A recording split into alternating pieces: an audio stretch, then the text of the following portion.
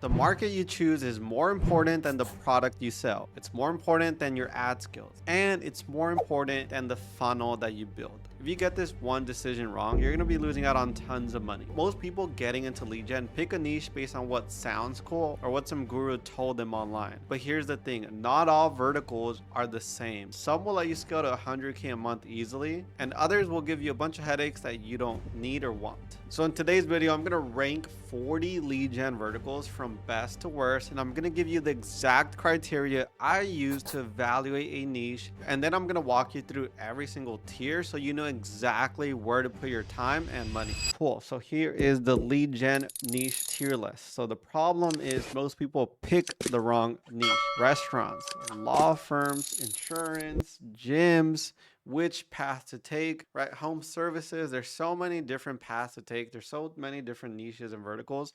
But you got to realize the market and the niche you choose is going to heavily dictate how well you do in lead gen and PPO, and also how big and how much you can scale with your agency. So the market you pick matters way more than your skills, funnel, or offer. And 6 criteria for picking a good niche is: number 1, a large segment of the population needs it, right? You have to be selling a product that people actually need and want. So there has to be a big addressable market, because then you have more leads to sell. If you're trying to generate leads and there's such a small pool of people that actually can become a lead, it's going to make it way more difficult for you to scale. Number 2, there has to be a high volume of leads daily. You need consistent demand, not something where these leads are only generated in the summer or January or in the beginning of the year, right? There has to be consistent demand for these leads. And number 3, there has to be existing companies that need these leads. So the buyers already exist and are spending money and ideally already used to buying leads, right? For example, we work with law firms. A lot of the bigger law firms are used to buying leads already. Insurance companies, they're already used to buying leads. Number 4, not limited by geography. This one's big, right? You want to be able to scale beyond your local market. This is why something like dentist, plumbing,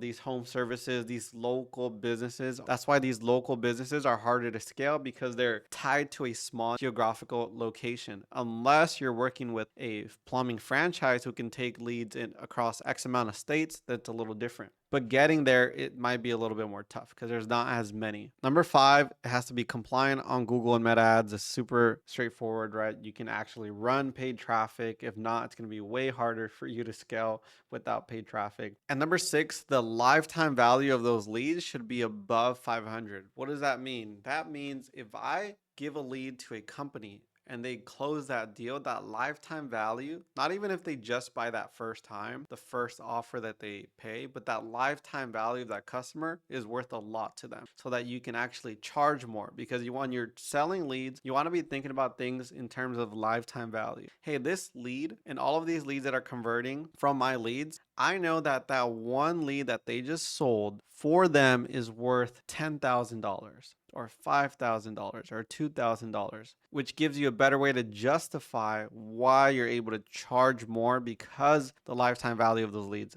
is larger.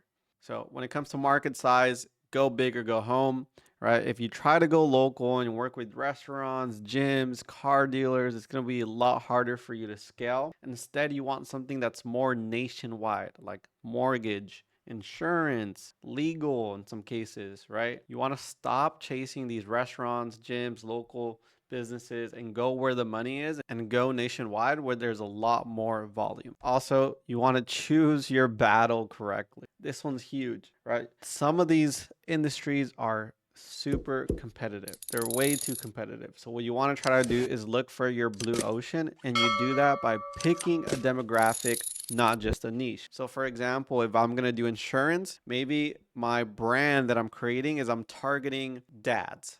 Life insurance for dads. Or in our case, we actually do personal injury. We do motor vehicle accident leads, but we do Hispanic or Latino or Spanish speaking leads, right? So that's our blue ocean, is we just focus on generating the best quality Spanish speaking leads. So you want to think of different demographics. It could be ethnicity, it can be maybe thinking of things like dads. So you want to pick a demographic. Think of things like dads, maybe seniors, Maybe it's car owners, whatever that looks like, right? Maybe it's students, whatever your niche is, try to figure out a demographic so you can be super specific to those people. And then your ads are going to perform a lot better because they're highly personalized. And that's how you create a blue ocean instead of just selling the generic type of leads to everyone. So now we're going to go into the tier. So the best tier, gold standard, highest LTV, massive demand, and there's a recurring need. It's legal personal injury. That's what we do. Very competitive, but it's very lucrative. And there's tons of people in this space making a lot of money. Also, wealth management is another good one. A-level tier, something like tax relief, life insurance is great nationwide. Same thing with mortgages nationwide, senior care, right? These are also good niches, high LTV, strong demand, plenty of buyers, very profitable. B-level tier, these are solid niches, good money to be made, but may have lower LTV. So it's health insurance, business insurance, credit repair, car loans, car and home insurance, business loans, right? These are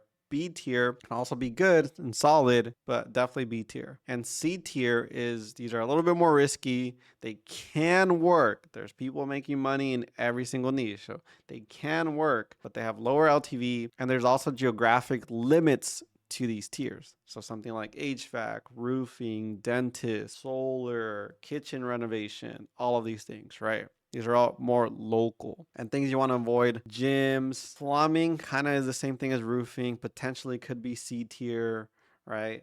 Real estate's going to be a tough one. Restaurants, chiropractors, a similar thing. It's more like C tier, very local. Electricians, similar thing. Yeah, right. C tier, very local. So here's a full tier list overview, right, from your best to your A level, B level, C level, and things to avoid. Things like dentist, solar, roofing, car, those are all, I would say, C tier. They're all kind of grouped around like local service-based businesses. So how do you choose your niche? Well, it depends on your situation, right? Well, number one, start with B tier or higher, right? I would just suggest going anywhere from B tier, A tier, best tier for picking your niche. And if you want to really dominate, figure out your demographic within your niche so you can create your own blue ocean, right? Life insurance for dads, whatever. And if you want fast cash, just go red ocean, right? Where the money flows. Well, go to the most competitive markets and really try to break through and do better than what people are already doing. So what we did is we picked legal personal injury right off the bat. So we went somewhere where it's super competitive. It's a red ocean, but we use Spanish to be our blue ocean and make ourselves different than everyone else. And that's a breakdown of different lead gen niches and different ways to think about picking your niche. So if you like this video, make sure to hit the like button, subscribe, and stay tuned for the next one.